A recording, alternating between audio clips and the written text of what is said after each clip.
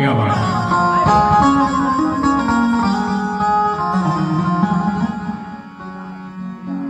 की भाषा भोजपुरी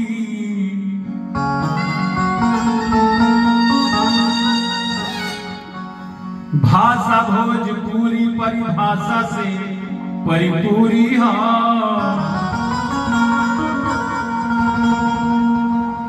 आदरणीय चित्रांश भैया जी, भोजपुरी के एक एक शब्द पर इतना पर्याय हम सब अगर एगो छोट सा बात अंग की बात आवे दे गला नेक माने गला अंग्रेजी के पास एक शब्द बा हो सकला कि ओरी होके आदरणीय गुरु जी जानत हो, लेकिन भोजपुरी में यही के नटई थफेला मलपट फेघा गर्दन मौरा यानी रात भर कहल जाई तो शब्द ना उड़ाई।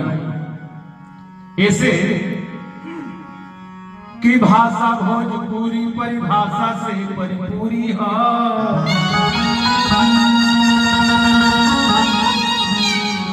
और बोलला से पहले एक बूझल जरूरी है। इतना